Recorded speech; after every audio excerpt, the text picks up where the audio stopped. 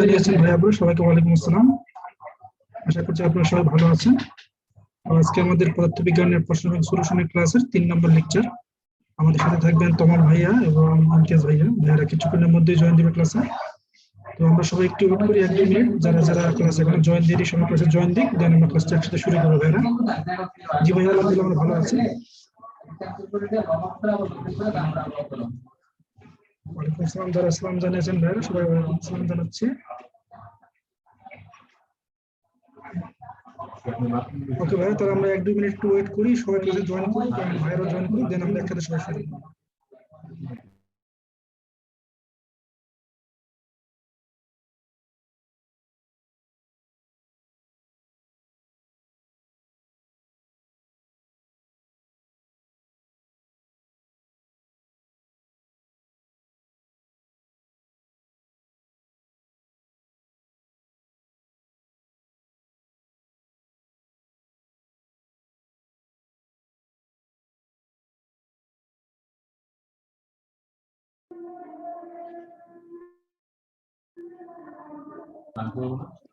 আসসালামু আলাইকুম।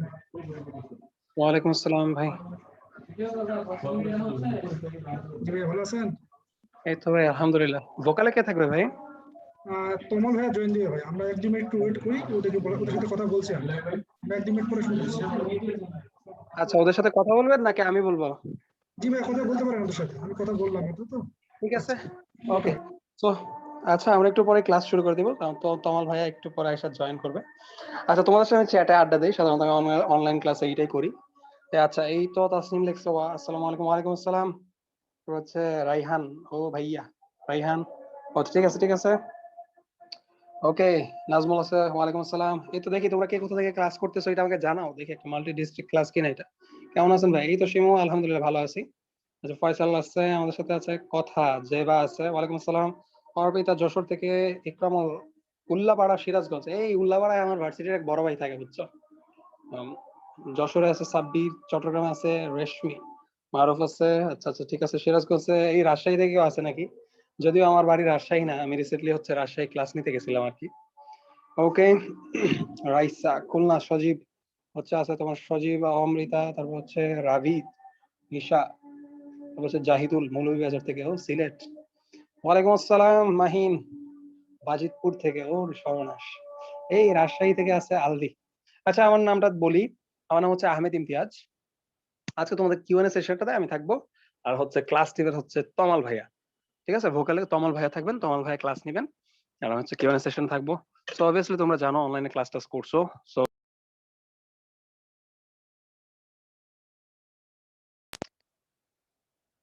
সো তোমরা অলরেডি ক্লাস টাস করছো, নতুন করে বলার কিছু নাই যে তোমরা কিউএনএ তে কি টাইপের কোশ্চেন করবা আর চ্যাটে কি টাইপের কোশ্চেন করবা। সো অলরেডি তোমরা অনেক ম্যাচিউর পাবলিক। কিছুদিন পরে হচ্ছে এসএসসি দেওয়ার পর অ্যাডমিশন দিবে, অ্যাডমিশন দিয়ে ভার্সিটিতে উঠে যাবে, দ্যাটস দ্য প্যাথ। সো বেশি কিছু বলার নাই। সো এখন চ্যাটে তোমাদের সাথে আড্ডা দেই। আচ্ছা, আসসালামু আলাইকুম, কেমন আছো ভাইয়া? এই তো ভাই আলহামদুলিল্লাহ ভালো আছি। মিম জিজ্ঞেস করছে। আমি মিম লালমনিরহাট থেকে। আচ্ছা, লালমনিরহাট থেকে মিম আছে। মাগুরা থেকে সাকিবের বাড়ির বাসা। রায়হান সাকিবের বাড়ির বাসা থেকে। ফয়সাল, মন খারাপ কেন? নীলা, ওয়ালাইকুম আসসালাম। চাঁদপুর থেকে, ওরে চাঁদপুর কুমিল্লার পাশে আমার। যাই হোক, আচ্ছা, ওয়ালাইকুম আসসালাম। অবনী, মারুফ জামালপুর থেকে। আচ্ছা, মিম আছে, ওয়ালাইকুম আসসালাম। এই তো আলহামদুলিল্লাহ মিম ভালো আছি। জাফান হচ্ছে তোমার, কি জানি জাফানের নামটা করতে পারলাম না। উল্লাপাড়া দাওয়াত দিলা। আচ্ছা ঠিক আছে, আমি দাওয়াত নিলাম, যদি আসি কোনোভাবে ভাগ্যক্রমে তোমার সাথে দেখা হয়ে যায়, কথা হয়ে যায়, তাহলে হয়তো কোনো কিছু দেখা সাক্ষাৎ হবে। আচ্ছা ঠিক আছে। So okay. সো ভাইয়া মুন্সিগঞ্জ থেকে, এই মুন্সিগঞ্জ আমি গেছি, বুঝছো। মুন্সিগঞ্জ আমি একাধিক দিন ছিলাম, কোন একটা কারণে আমি মুন্সিগঞ্জ গেছিলাম। অ্যাডমিশনের কথা শুনে ফয়সালের মন খারাপ হয়ে গেছে। ক্লাস কখন? এই তো ক্লাস একটু পরে শুরু হবে। ঠিক আছে, তোমাদের সাথে একটু আড্ডা দিচ্ছি আমি, কি ভালো লাগতেছে না তোমার আড্ডা দিতে? হ্যাঁ, ক্লাস শুরু করে দিবা, পড়াশোনা শুরু করে দিবা। হ্যাঁ, আচ্ছা। আমি কোথায় ছিলাম? আমি বাংলাদেশেই ছিলাম, দেশের বাহিরে ওইভাবে যাই নাই। আড্ডা দিই ভাইয়া, এই তো নাজমুল আড্ডা দিতে যাচ্ছে। অসুবিধা নাই, আমরা আড্ডা দিব যতক্ষণ না তমাল ভাই এসে জয়েন করে। তমাল ভাই এসে জয়েন করলেই আমরা হচ্ছে আড্ডা বন্ধ করে আমাদের ম্যাথ, আজকে তোমাদের অনেক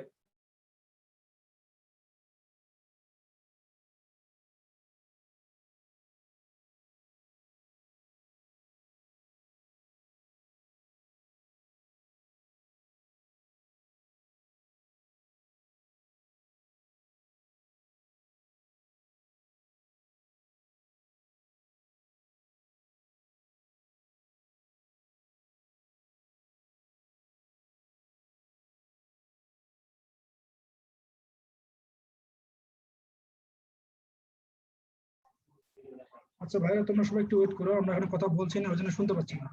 সবাই একটু ওয়েট করো ভাইয়া, আমরা কিছুক্ষণের মধ্যে ব্যাক করছি আবার। এই না, আমি মিউট হয়ে যাই নাই, আমি মিউট হয়ে যাই নাই, আমি আসি সাথে। এশার নামাজ 7:15-তে। আচ্ছা ঠিক আছে, নামাজের সময়। আচ্ছা আচ্ছা ঠিক আছে। আসলে শীতকালে টাইমগুলো এতটা কনজেস্টেড হয়ে যায়, একটু পর পরই হচ্ছে নামাজের সময় থাকে। বাট এরপর আমরা ইনশাল্লাহ নামাজ পড়বো, সবাই ইনশাল্লাহ নামাজ পড়বো, অসুবিধা নেই। ওকে, সাউন্ডের প্রবলেম নাই, আমি আবার ব্যাক করতেছি। আমাকে চ্যাটে জানাও যে আমার কথা এখন শোনা যাচ্ছে কিনা, ক্লিয়ারলি শোনা যাচ্ছে কিনা, তাতে জানাও আই এম ব্যাক। ওকে ওকে। আচ্ছা, 7টায় নামাজ। ওরে বাবা, ওইখানে কি শীত বেশি পড়ে গেছে নাকি? 7টায় নামাজ, আমাদের এখানে 7:30টায় নামাজ। আচ্ছা যাক, হ্যাঁ ক্লিয়ার শোনা যাচ্ছে। আচ্ছা আমাকে ক্লিয়ার, আচ্ছা ক্লিয়ার শোনা যাচ্ছে, that's good, that's a good sign. Okay okay okay, sound clear. অনেক শীত পড়ছে ভাইয়া বললো পারা, স্বাভাবিক, উত্তরবঙ্গে ভাই শীত পড়বেই, রাজশাহীর দিকে শীত পড়বেই, ওখানে অনেক শীত পড়ে। আমি যখন গেছিলাম তখন মোটামুটি একটু গরম ছিল, এখন শীত বেড়ে গেছে। আচ্ছা ঠিক আছে, আমি ভাইয়া ঢাকাতে আছি এখন, ঢাকায় এই তো তোমাদের ক্লাস নিচ্ছি। আপনার ফেস দেখান। এটা প্রায় অনলাইন সব ক্লাসেই আমার পোলাপাইন বলে, বাট আমি কথা ওইরকম কারোরই রাখি না, ক্যামেরা অন করি না আমি সাধারণত। কই আমাদের পাবনাতে ঠান্ডা নাই। আচ্ছা ঠান্ডা নাই, এটা ঠান্ডা পড়ে যাবে, অসুবিধা নেই। ওকে, অসুবিধা নাই আলভি, কোনো একদিন হয়তো দেখা হয়ে যাবে। পৃথিবী তো গোল ভাইয়া, তাই না?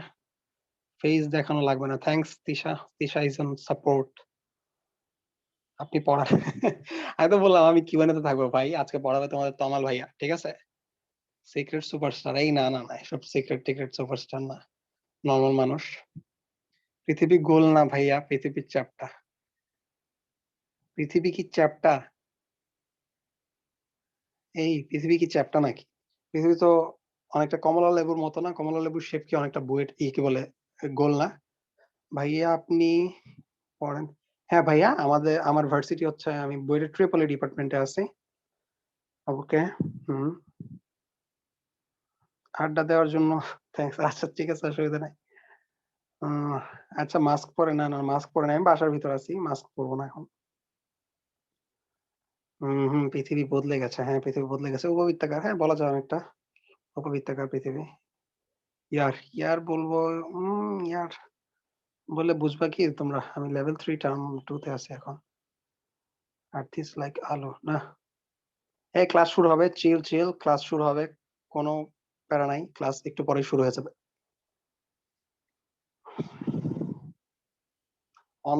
অনলাইনে হওয়াতে যে ভাইয়া আচ্ছা, স্ক্রিন শেয়ার হয়ে গেছে।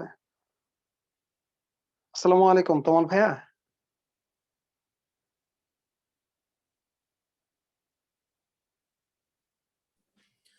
আচ্ছা, হ্যালো, আমাকে এখন ভয়েস ক্লিয়ার শোনা যাচ্ছে? হ্যাঁ হ্যাঁ ভাইয়া, ক্লিয়ার শোনা যাচ্ছে। জি, তোমাদের শোনা যাচ্ছে কথা। হ্যালো, আচ্ছা ঠিক আছে, যাক নেটওয়ার্কের ইস্যু ছিল, এটা ঠিক করতে সময় লেগে গেল। আচ্ছা, কতক্ষণ, প্রায় 10 মিনিট আমি লেট করে ফেলছি। সমস্যা নাই, কারণ তোমাদের আজকে যে কন্টেন্টটা সেটা এমনিতে খুব বেশি বড় না, আর যদি এর আগে আমার সাথে ক্লাস হয়ে থাকে তা তোমরা জানো যে আমি ক্লাস খুব বেশি লেংদি করি না। তো আজকে আমাদের ফাইনাল ক্লাস, এই সলিউশন 3 নাম্বার ক্লাস, এখানে আমরা সেকেন্ড পেপারের অধ্যায় 1, 3 এবং 10 এগুলো নিয়ে আলোচনা করব। যতটুকু বড় দরকার তোমার বোর্ডের পরীক্ষার জন্য আমরা মেনলি ওইটুকু নিয়ে কভার করব, এর বেশি কিছু না। ঠিক আছে, জিনিসপত্র অনেক কিছু আছে শেখার মতো বা জানার মতো, এগুলো নিয়ে আমরা কোনো এখন আলোচনা করতে পারতেছি না, তার কারণ বোর্ডের পরীক্ষার সিলেবাসে এগুলো অ্যালাউড না। তো চলো শুরু করি, বেশি কথা না বলি, অলরেডি 10 মিনিট লেট। তো শুরু করবো তাপগতিবিদ্যা দিয়ে। তোমাকে এখানে ইঞ্জিনের জন্য পিভি ডায়াগ্রাম দেওয়া আছে, সেখানে বলা হচ্ছে Q1 সমান 1000 জুল বা তাপের ইনপুট, আর তাপের আউটপুটটা হচ্ছে 600 জুল। তো এখানে তোমার দুই রকম তাপমাত্রা, একটা হচ্ছে সোর্সের তাপমাত্রা T1 এবং একটা সিঙ্কের তাপমাত্রা T2, বা গ্রাহক এবং বর্জকের তাপমাত্রা হচ্ছে T1 এবং T2। এখন এখানে বলা হচ্ছে যে এই উদ্দীপক একটি পূর্ণ চক্রের কৃতকাজ এবং ইঞ্জিন দক্ষতা নির্ণয় করো। তো কৃতকাজ বের করার সবচেয়ে সিম্পল ওয়েটা হচ্ছে Q1 এবং Q2 এর মধ্যে ডিফারেন্সটা বের করে দাও, তাহলেই হবে। অর্থাৎ তুমি কতটুকু তাপ শক্তি নিচ্ছ এবং কতটুকু তাপ শক্তি দিচ্ছ, এদের মধ্যে যে ডিফারেন্স সেটাই হচ্ছে তোমার জন্য কৃতকাজ। অর্থাৎ 1000 থেকে 600 কে বাদ দিব, 600 কে বাদ দিলে আমার কৃতকাজ হয়ে থাকতেছে 400 জুল। শেষ। এখন যাব আমরা এই যন্ত্রটার জন্য দক্ষতা নির্ণয় করতে। যেহেতু এখানে কার্নো ইঞ্জিন বলা নাই, যে সিম্পল নর্মাল ইঞ্জিন দিয়ে বলা আছে, তো এই ক্ষেত্রে সেফ হয় তুমি যদি দক্ষতা মানটাকে তাপমাত্রা সাপেক্ষে বের করো, অর্থাৎ 1 minus T2 divide by T1। তুমি যে ভালো করে অবজার্ভ করো, এখানে দেখেই বুঝতে পারতেছো যে Q1 এবং Q2 দিয়ে অনুপাত করলে কিন্তু ব্যাপারটা অন্যরকম হয়ে যায়। 600 আর 1000 অনুপাত করলে ব্যাপারটা অনেকটা বলতে পারো তোমার 0.4 বা 40% এরকম চলে আসে, কিন্তু T1 এবং T2 দিয়ে করলে কিন্তু এই মানটা আসবে না, মানে ডিফারেন্ট কোনো মান দেখাবে। সো প্রশ্নে কার্নো ইঞ্জিন না বললে বা যে কোনো জাস্ট ইঞ্জিন বলা থাকলে বা তোমার Q1 এবং T1 নিয়ে গন্ডগোল পাকলে তোমার জন্য সেফ হবে ডিরেক্টলি তুমি T1 এবং T2 দিয়ে ম্যাথটা করে দাও, অন্য কিছু দিয়ে করার দরকার নাই। তাহলে করলে এখান থেকে মানটা মোটামুটি চলে আসে 53.16%। কেন বা কিভাবে বা ভিতরে রহস্যগুলো কি, এগুলো নিয়ে আমরা মাথা না ঘামাই, শুধু মনে রাখি। তার কারণ বাস্তবে আমরা ফিজিক্সে এই মুহূর্তে যা কিছু শিখতেছি এগুলো কিন্তু প্রকৃত অর্থে সত্য না। সত্য না এই জন্য তোমরা আংশিক সত্য জানতেছো, সম্পূর্ণ ব্যাপারগুলো জানতে সময় লাগবে বা বুঝতেও সময় লাগবে। ঠিক আছে, তাহলে আপাতত রিমাইন্ডার দিলাম, এটা মনে রাখলাম। গ হয়ে গেল, এখন আমরা চলে যাব ঘয়ের জন্য বা 4 মার্কের ম্যাথে। এখানে কি বলতেছে, এই কার্নো চক্রের জন্য এনট্রপির কি পরিবর্তন হবে সেটা আমাকে বের করে দেখাও। তো আমরা দেখতে পারতেছি এখানে 4টা স্টেপ, এ থেকে বি, বি থেকে সি, সি থেকে ডি এবং ডি থেকে এ। এখানে দুইটা রুদ্ধতাপীয় প্রক্রিয়া স্টেপ ছিল, বি থেকে সি এবং হচ্ছে ডি থেকে এ। রুদ্ধতাপীয় প্রক্রিয়ার ক্ষেত্রে তোমার এনট্রপির কোনো পরিবর্তন হয় না, তার কারণ রুদ্ধতাপীয় প্রক্রিয়ার ক্ষেত্রে তাপ তুমি দিবাও না, তাপ তুমি নিবাও না। তাহলে তোমার ডিএস সমান সমান ডিকিউ ওভার টি, অথবা এক্ষেত্রে আমার কোনো পরিবর্তন হবে না। তাহলে কোন দুটো স্টেপে হচ্ছে না, বি থেকে সি এই স্টেপে কোনো পরিবর্তন হবে না, এমনকি ডি থেকে এ এই স্টেপে এনট্রপি কোনো পরিবর্তন হবে না। তাহলে এনট্রপি পরিবর্তন হওয়ার যতটুকুই জায়গা আছে এটা হচ্ছে এবি অংশের জন্য এবং সিডি অংশের জন্য। তাহলে আমি যদি এবি অংশের জন্য এনট্রপি পরিবর্তনটাকে বের করতে চাই, তাহলে কি পরিমাণে তাপ তুমি এখানে পরিবর্তন ঘটাচ্ছ, তুমি 1000 জুল পরিমাণ তাপ শক্তি নিয়ে নিচ্ছ। ইনপুট মানে পজিটিভ, সো সামনে প্লাস লেখার দরকার নাই, জাস্ট সিম্পলি লিখলাম 1000। এবং T1 বা ওই তাপমাত্রা তোমার হচ্ছে তাপ গ্রাহকের, তাহলে 427 যদি কাটাকাটি করে দেই তাহলে সুন্দর মতো চলে আসে 2.34 জুল পার কেলভিন। ঠিক একইভাবে আমি যদি এখন সমষ্ণু সংকোচনের জন্য বের করতে চাই, অর্থাৎ সিডি অংশের জন্য বের করতে চাই, এখানে দেখতে পারতেছি আমরা 600 জুল তাপমাত্রা 600 জুল তাপ শক্তি সে ত্যাগ করে দিচ্ছে। ত্যাগ করে দেওয়া বা বর্জন করে দেওয়া এটাকে মাইনাস দিয়ে লিখতে হয়, সো -600। আর T2 তোমার হচ্ছে 200 কেলভিন, তাহলে কাটাকাটি করলে তোমার চলে আসলো -3 জুল পার কেলভিন। তো আমরা দুইটা অংশের জন্য দুই রকম এনট্রপি পরিবর্তন পেয়ে গেলাম। তাহলে ফাইনালি এনট্রপি পরিবর্তনটা হচ্ছে সবগুলোর যোগফল, A B, BC, CD, DA সবগুলোর যোগফল। তো আমার তো বিসি আর ডি এর ক্ষেত্রে কিছু নাই, শুধুমাত্র এ বি আর সিডির জন্য আছে। তো এদেরকে যোগ করলে নিঃসন্দেহে একটা মাইনাস মান পাওয়া যাবে, যা আসে আসুক 0.66 জুল পার কেলভিন। তাহলে ফাইনালি তোমার অ্যান্সারটা হচ্ছে যে এই সম্পূর্ণ চক্রটাতে আমরা একটা এনট্রপি পরিবর্তন পাচ্ছি এবং সেই মানটা হচ্ছে -0.66 জুল পার কেলভিন, এতটুকুই। তো এখানে প্রবলেমটা কি, এখানে প্রবলেমটা হচ্ছে এতটুকুই, তুমি মনে রাখবা রুদ্ধতাপীয় প্রক্রিয়াতে, এই যে এইটা রুদ্ধতাপীয় প্রক্রিয়াতে তোমার কোনো এনট্রপির পরিবর্তন হয় না। অর্থাৎ আমার বি থেকে সি এই অংশটা সেকেন্ড স্টেপটা এবং ডি থেকে এ ফোর্থ স্টেপ বা চতুর্থ স্টেপ, এখানে তাপ শক্তি নিবও না, তাপ শক্তি দিবও না। তাই যদি করি তাহলে তো তোমার এখানে কিছু থাকলো না, তাহলে এখানে পরিবর্তন নাই বা হয়ে গেল শূন্য। আমাকে একজন বলছে ভাই কিউ2 মান 400 জুল হবে না, তুমি একটু ভালো করে তাকায় দেখো তো এই জায়গাতে কিউ2 মানটা কত লেখা, এখানে কিউ2 মানটা 600 জুল লেখা। সো এই জন্য আমরা এখানে 600 জুলই নিব, এখানে আমরা 400 নিব না। তার কারণ তুমি যখন 400 জুল চিন্তা করতেছো তুমি কৃতকাজের কথা বলতেছো, কিন্তু আমি তো কৃতকাজ চাচ্ছি না, আমি চাচ্ছি একটা নির্দিষ্ট তাপমাত্রায় কতটুকু তাপ শক্তি হয় নিতে পারবো অথবা আমি দিতে পারবো। সো এই জন্য এখানে মানটা হয়ে গেল ডিরেক্টলি 600। একজন বলছে মাইনাস কেন, তার কারণ হচ্ছে দেখে যোগ করা হচ্ছে, তুমি যদি 2.34 আর -3 কে যোগ করে দাও তা নিঃসন্দেহে বুঝতে পারতেছো বড় মানটা ঋণাত্মক, সো দ্যাটস একটা ঋণাত্মক মান চলে আসলো। তুমি এটা বলতে পারো যে আমি তো উচিত ছিল সবগুলোকে বিয়োগ করা, না সবগুলো বিয়োগ করা কখনোই উচিত ছিল না।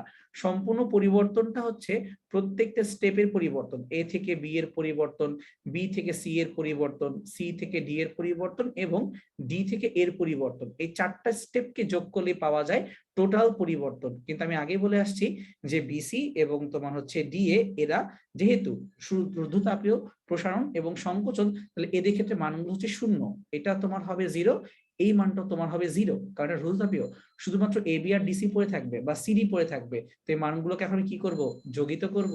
আর কোনো কারণে মানটা ঋণাত্মক ছিল, থাকুক, সমস্যা নাই, যোগ বিয়োগ করে মাইনাস হয়ে গেল। কেন 6 মাইনাস দেওয়া হলো, তার কারণ এখান থেকে তাপটা বর্জিত হচ্ছে বা বের হয়ে যাচ্ছে।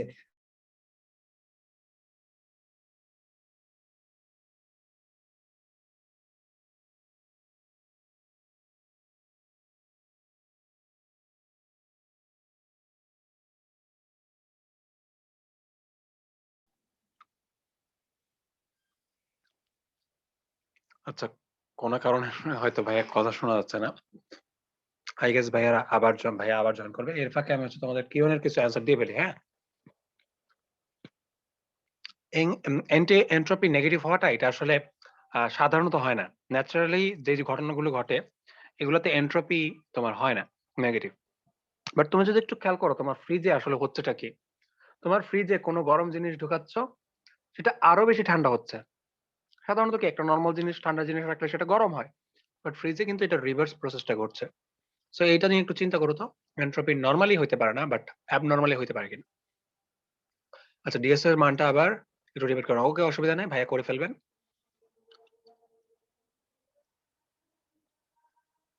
আচ্ছা, এখানে প্রথমেই তো ভাইয়া বললো যে প্রত্যাবর্তী ইঞ্জিন কিনা এটা দেখতে হবে, কজ তোমার কিউ আর টি এর রেশিও যদি সেম না হয় তাহলে আসলে তুমি এটা প্রত্যাবর্তী ইঞ্জিন বলতে পারো না। আর প্রত্যাবর্তী ইঞ্জিন যেহেতু বলতে না পারলে তুমি একদম নর্মালাইজ যেই কি বলে স্পেশাল সূত্রগুলো দেখছিলা প্রত্যাবর্তী ইঞ্জিনের জন্য, এগুলো কিন্তু ডিরেক্ট ব্যবহার করতে পারবে না।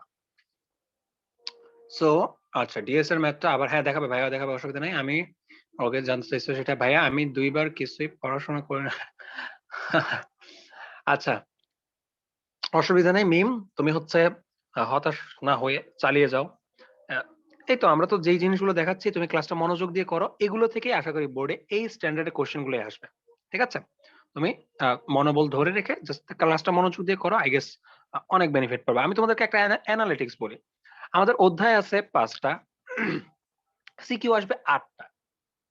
তুমি খেয়াল করে দেখো, প্রত্যেকটা অধ্যায় থেকে একটা সিকিউ দিলেও আরো 3টা সিকিউ বাকি থাকে। তার মানে এরকম 3টা চ্যাপ্টার আছে যেটা থেকে 2টা করে সিকিউ আসবে। এবং মনে রাখো যে চ্যাপ্টার 1 মানে সেকেন্ড পার্টে চ্যাপ্টার 1, চ্যাপ্টার 3 আর চ্যাপ্টার 8 মনে হয় এগুলো থেকে রিপিট আসতে পারে। আই গেস চ্যাপ্টার 1 থেকে আসবেই আমার মনে হয়, আর চ্যাপ্টার 3 আর চ্যাপ্টার 8 এইগুলো আমার কাছে ইম্পর্টেন্ট মনে হয় যে রিপিট আসার জন্য। তো তুমি যদি একটা চ্যাপ্টারও ভালো করে ধরো যে এই চ্যাপ্টারটা আমি খুব ভালো করে পড়বো, তাহলেই কিন্তু তুমি 2টা সিকিউ ইজিলি অ্যান্সার করতে পারবা, এটা কোনো প্যারা না। আর এমসিকিউ হচ্ছে তোমার 25টা থেকে 12টা। তুমি জাস্ট ট্রাই করো যে জ্ঞানমূলক গুলো বেশি অ্যান্সার করবো, আর হচ্ছে অনুধাবনমূলক গুলো অ্যান্সার করবো। ম্যাথ যদি করতে না চাও, বহুপদী যদি করতে না চাও, তারপরেও আই গেস এগুলোর মধ্যে দিয়ে মোটামুটি অ্যান্সার করে তুমি 12টা 13টা অ্যান্সার করে ফেলতে পারো 25টা থেকে। সো ইকুয়েশনটাকে ইজি বানাও। ঠিক আছে, কি করা যায় তো কি করতে পারতাম এটা চিন্তা না করে কি করা যায় এখন সেটা নিয়ে ভাবো। ঠিক আছে, আচ্ছা। সো এখন খেয়াল করে দেখি আমরা আবার কি বানাতে চলে যাচ্ছে। টিএস এর মানটা তো দেখাইলাম। আচ্ছা, ওকে, নবজন্মের এমনি ভরবেগ আপেক্ষিক তত্ত্ব অনুযায়ী ভরবেগ বেশি কেন, এই আপেক্ষিক তত্ত্ব অনুযায়ী ভরবেগ বেশি কেন এটা ছেলে এখন বলতেছে। কারণ আপেক্ষিক তত্ত্ব অনুযায়ী তোমার ভর বাইরে যায়, বেগ বেশি থাকলে ভর বেড়ে যায়, দ্যাটস ওয়াই ভরবেগ বেশি হবে। এটাই তো স্বাভাবিক, তাই না? এটাই সায়েন্স, মনে রাখবা। আচ্ছা, হুম, আচ্ছা, সমষ্ণ প্রক্রিয়াতে তাপ স্থির থাকে, তাপমাত্রার পরিবর্তন হয় না, তাহলে এন্ট্রপি কিভাবে হয়? আচ্ছা, এন্ট্রপি কিসের সাথে রিলেটেড? এন্ট্রপি হিটের সাথে রিলেটেড। ঠিক আছে, তো হিট নিয়ে তো কাজ করতেছে সে, তাই না? টেম্পারেচার চেঞ্জ হয় না, বিকজ ইন্টারনাল এনার্জি কনস্ট্যান্ট ছিল, দ্যাটস ওয়াই। আচ্ছা ভাইয়া, ম্যাথ গুলো আর একটু হার্ড আনলে ভালো হতো। এই দেখো এই ছেলে বলে কি হার্ড আনলে ভালো হয়। আচ্ছা, আমরা তো শুরুতেই বললাম যে আমরা এইচএসসি স্ট্যান্ডার্ড কোশ্চেন গুলো করবো। তুমি অ্যাডমিশনের সময় আইসো, তাইলে দেখবো কত হার্ড তুমি করতে চাও। হ্যাঁ, অসুবিধা নাই। এখন আপাতত এইচএসসি তে ফোকাস রাখো, স্টেপ বাই স্টেপ। আগে এইচএসসি তে ভালো করো, তারপর হচ্ছে তুমি অ্যাডমিশনের জন্য ভালো মতো preparation now. Okay, that's good. আচ্ছা, 13 নম্বর এমসিকিউটা কি প্রবলেম হবে ভাইয়া? ভ্যালু 13টা এমসিকিউ একটু ক্লিয়ার করে বলতে হবে মুনিয়া, আমি কথাটা বুঝতে পারিনি। আচ্ছা, ভুলে কয়টা দিয়ে ফেললে প্রবলেম হবে না, একটু ক্লিয়ার করে বলতে হবে, আমি বুঝতে পারিনি ভাইয়া।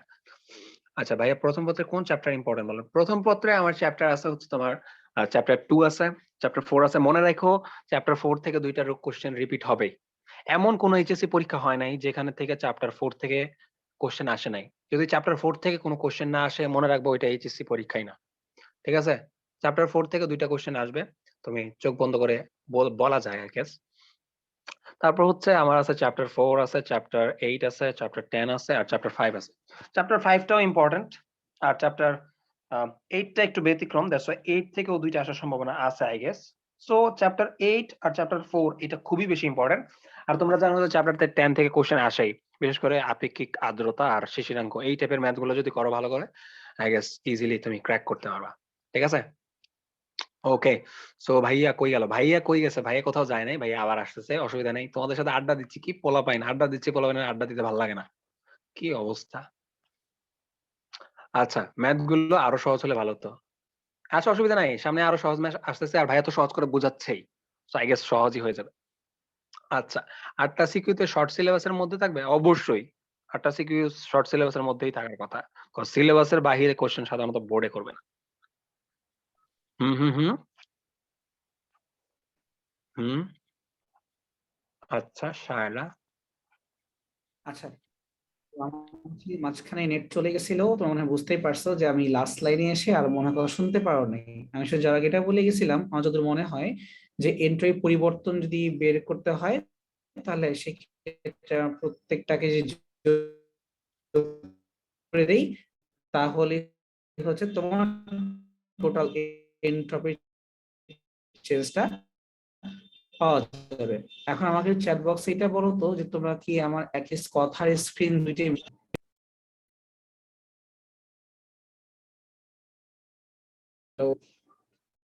আচ্ছা না ভাই, আমি অলরেডি কয়েকবার নেট সুইচ করো শোনার জন্য, শুনতে পারবো। প্রবলেম হচ্ছে বুঝতে পারতেছি, কিন্তু কিছু করার নাই। বলবো তোমরা একটু চেষ্টা করবা যে আস্তে আস্তে বলতে, ঠিক আছে? তুমি শোনো, আস্তে আস্তে তুমি শোনো। তো আমাদের 4 মার্কের প্রবলেমটা এরকমই ছিল, শুধুমাত্র পরিবর্তনটা তুমি যদি প্রত্যেকটা পরিবর্তনকে যোগ করো তাহলে অটোমেটিক্যালি আলটিমেটলি মানটা বের হয়ে যাবে। এইটাই ছিল আমাদের উত্তর, আর কিছু না। তাহলে এখন যাই আমরা দ্বিতীয় প্রবলেমে, এর পরেরটাতে। 16 গ্রাম হিলিয়াম গ্যাস একটি সিলিন্ডারে রাখা আছে, তাহলে আমাকে এম দেওয়া আছে 16 গ্রাম এবং সেটা স্বাভাবিক তাপমাত্রা এবং চাপে। স্বাভাবিক তাপমাত্রা কথার মানে হচ্ছে আমাদের রুম টেম্পারেচার, অথবা বলতে পারি আমি 25 ডিগ্রি সেলসিয়াস বা 298 কেলভিন। আর চাপ মানে বায়ুমণ্ডলীয় চাপ। এটা এতকে দ্রুত অথবা ধীরে ধীরে আমাকে গ এবং ঘয় পিভি নির্ণয় করো এবং সিপি নির্ণয় করো। তাহলে আমরা জানি সিভি সমান সমান হচ্ছে আর divide by gamma minus 1 main সূত্র। তাহলে আর এর মান তুমি জানো 8.314 বা 8.31 লিখতে পারো। গামার মানটা হচ্ছে 1.67। এখানে তুমি একটাকে বাদ দিবা, তাহলে বাদ দিলে পড়ে থাকবে 12.40 জুল পার মোল পার কেলভিন। এটা আমি সিপি বের করতে চাই, তাহলে আমরা জানি সিপি মাইনাস সিভি সমান সমান আর, অথবা সিপি সমান সমান হচ্ছে আর এবং সিভি এর যোগফল। তাদেরকে যোগ করলে পাওয়া যাচ্ছে 20.71। তুমি সিভিটাকে বের করছো, আর এর মান তোমার জানা আছে, এককটা হচ্ছে জুল পার মোল পার কেলভিন। সিপি এবং সিভি হয়ে গেল, এখানে এর চেয়ে বেশি কিছু বের করার দরকার নেই। এখন চলে যাব ঘয়ের ক্ষেত্রে। তো ঘয় বলতেছে 2 এবং 3 নং শর্তের মধ্যে কোন প্রক্রিয়া কৃতকাজের মানটা বেশি হবে। তো এই ক্ষেত্রে ধীরে ধীরে চলা মানে হচ্ছে সমষ্ণ প্রক্রিয়া, আর দ্রুতভাবে কোনো প্রক্রিয়া হওয়া মানে হচ্ছে রুদ্ধতাপীয় প্রক্রিয়া। তাহলে আমরা যদি প্রথমে 3 নংয়ের জন্য বের করতে চাই যে ধীরে ধীরে হলে কি কাজটা হবে, অর্থাৎ সমষ্ণ প্রক্রিয়াকৃত কাজ, সূত্র হচ্ছে W সমান সমান NR টি লন V2 ডিভাইড বাই V1। এখানে এন এর মানটা কত হবে?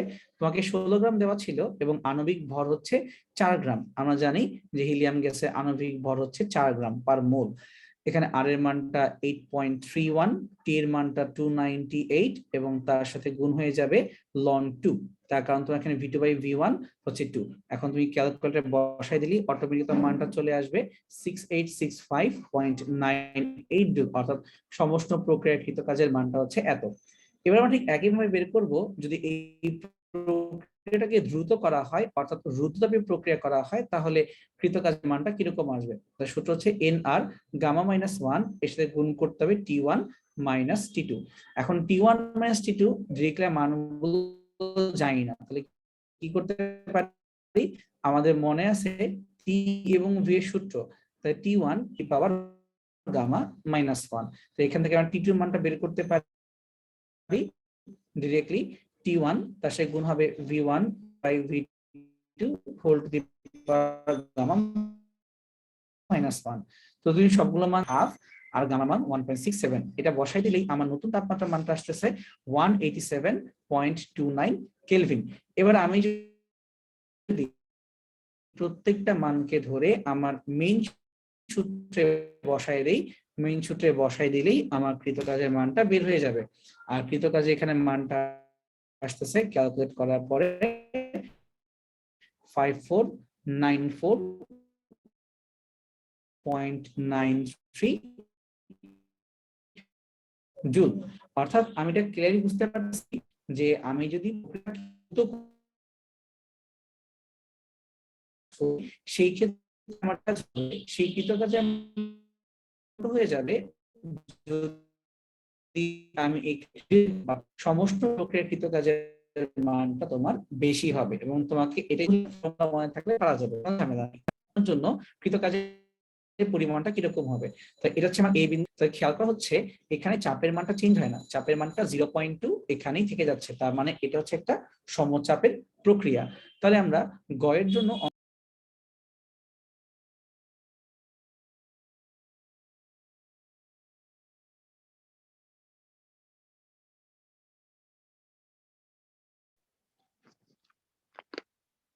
আচ্ছা, আই গেস ভাইয়া আবার ডিসকানেক্টেড হয়ে গেছে। কারণ নাই, যখন ভাইয়া থাকবে না তখন আমি থাকবো, আবার যখন ভাইয়া থাকবে তখন আমি মিউট হয়ে যাব।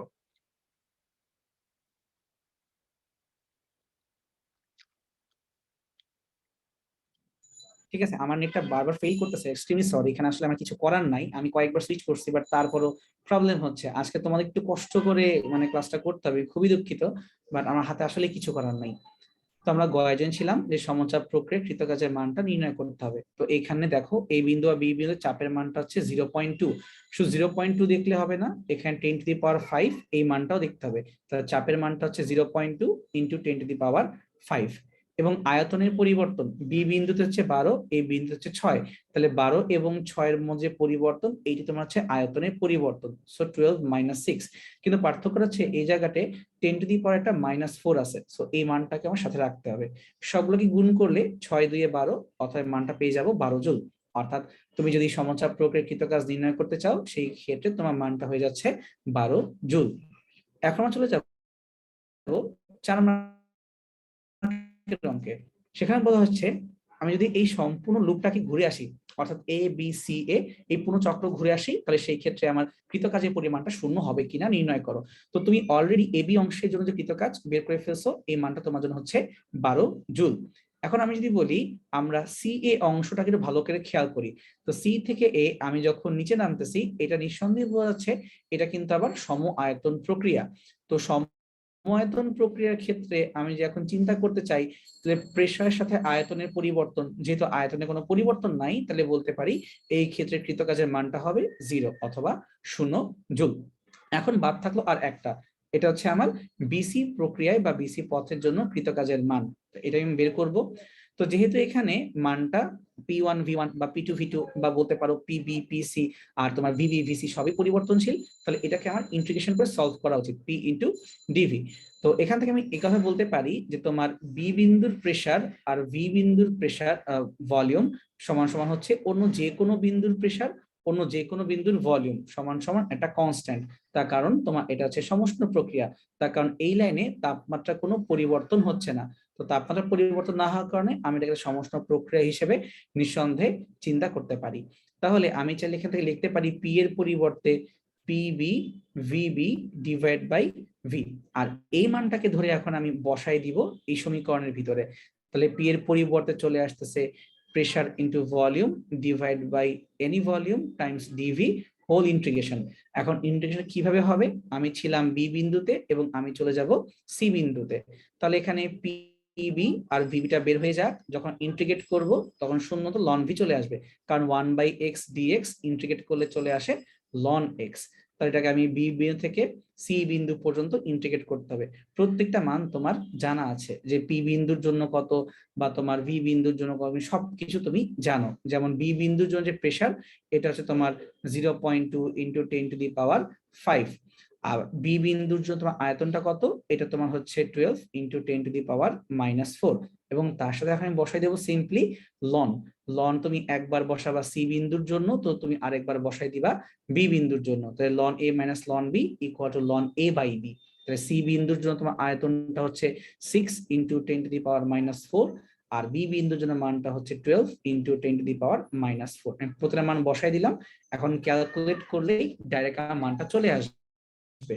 তো যদি বসায় দেওয়া হয়, আমি বুঝতেই পারতেছি যে এই বিসি অংশের জন্য মানটা ঋণাত্মক আসবে। এর পিছনে কারণটা হচ্ছে লনে যদি উপরে মানটা ছোট হয়ে যায়, তখন সেই ক্ষেত্রে নিঃসন্দেহে ঋণাত্মক মানে তো আসার কথা। তো এটা করলে তুমি পেয়ে যাবা -4.64, আচ্ছা না -4 না, এটা আমার 16 আসছে, -16.64 জুল এত। তাহলে আমার তিনটা অংশের জন্য কৃতকাজের মানটা বের করে ফেলছি। তাহলে এখন ফাইনালি আমি এখান থেকে বলতে পারি আমার টোটাল কৃতকাজ বা ডাব্লু সমান হচ্ছে এদের যোগফল। তাহলে প্রথমে ছিল আমার 12, তারপরে আমার আসলো 16.64 এবং তারপরে আসলো 0। তাই প্রত্যেকটাকে যোগ করলে আমার যে টোটাল কৃত কাজটা হবে, এটা হচ্ছে আমার 4.64। মানটা নেগেটিভ আসতে পারে, আসুক, তাতে কোনো প্রবলেমই নাই, কিন্তু আমি অন্তত এতটুকু বুঝতে পারছি যে আমার কৃত কাজের মানটা অ্যাটলিস্ট 0 হয়নি। তো এটা হচ্ছে আমার জন্য অ্যান্সার। আশা করি বুঝা গেছে যে এই প্রক্রিয়াতে আমার কৃত কাজের মানটা কিরকম আসবে। ঠিক আছে, অনেকে বলতে পারো যে ভাইয়া আমি কি ক্ষেত্রফল দিয়ে করতে পারি? ক্ষেত্রফল দিয়ে করা যেতে পারে, বাট ওটা রিস্ক হয়ে যাবে। রিস্ক এই জন্যই হবে যে তোমার এখানে স্ট্রেট লাইন না হয়ে কার্ভও হইতে পারে, এটা আমি এক দেখায় বা ছোট পরিসরে বুঝতে পারবো না। তো এই জন্য ইন্টিগ্রেট করে করে করাটাই সবচেয়ে বুদ্ধিমানের কাজ বা সবচেয়ে সেফ বলতে পারো। ক্ষেত্রফল দিয়ে বের করা যায়, বাট সবসময় তুমি হয়তো ঠিকঠাক ভাবে বের করতে পারবা না, এটার তো গ্যারান্টি নাই। তো এই জন্য আমরা ইন্টিগ্রেশনটাই করবো, দ্যাটস ইট, এখানে আর কোনো ঝামেলা নেই। 0°C তাপমাত্রা 600 গ্রাম বরফকে শুধুমাত্র গলানোর জন্য এন্ট্রপির পরিবর্তনটা কিরকম হবে? তাহলে গলতে গেলে ও তাপ শক্তি নিবে, তাপ শক্তি নেওয়া মানে ধনাত্মক, তার মানে এন্ট্রপির পরিবর্তনটাও ধনাত্মক। নিচের কোন ক্ষেত্রে কৃতকাজের মানটা 0 চেয়ে ছোট, বা তুমি বলতে পারো কোন ক্ষেত্রে কৃতকাজটা ঋণাত্মক? যখন আয়তনটা সংকুচিত হয় তখনই কৃতকাজটা ঋণাত্মক হয়, এবং এই একটা মাত্র গ্রাফ যেখানে আয়তনটা উল্টা পাশে যাচ্ছে, অর্থাৎ আয়তনটা সংকুচিত হচ্ছে। সো এই জন্য এখানে তোমার ঘ হবে অ্যান্সার। একটি তাপ ইঞ্জিন পানির হিমাঙ্ক এবং স্ফুটনাঙ্কের মধ্যে ক্রিয়ারত, অর্থাৎ 273 কেলভিন এবং 373 কেলভিনের মধ্যে সে কাজ করতেছে, তাহলে এর কর্মদক্ষতা কত? 1 - T2/T1। এই টাইপের অঙ্ক আমরা একদম প্রথমেই দেখে আসছিলাম। এন্ট্রপির মাত্রা কোনটি? এই জিনিসটা তোমার নিঃসন্দেহে এক দেখায় পারার কথা না, যদি খুব ভালো মুখস্থ না থাকে। তাহলে আমি কি করতে পারি, আমরা বের করার চেষ্টা করতে পারি ds সমান dq/t, অথবা কাজ বাই তাপমাত্রা, বল সরণ তাপমাত্রা, এর কাটাকাটি করতে করতে একসময় চলে আসবে mL/T⁻²θ ইনভার্স। তো মুখস্থ না থাকতেই পারে, কিন্তু তুমি চাইলেই বের করে নিতে পারো। কোন তাপমাত্রায় ফারেনহাইট এবং কেলভিন স্কেল একই রকম পাঠ দিবে? ফারেনহাইট এবং কেলভিন সেম টু সেম দেখাবে। এই প্রশ্নটা মেডিকেলের পরীক্ষাতেও আসছিল, আমি সাধারণ মনে নেই আমার, কিন্তু কোন এক সময় আসছিল। তো আমি যে সিম্পল অঙ্ক করে দিচ্ছি, f-30/9 আর k-270/5, এটা করলে মানটা চলে আসবে 574.25।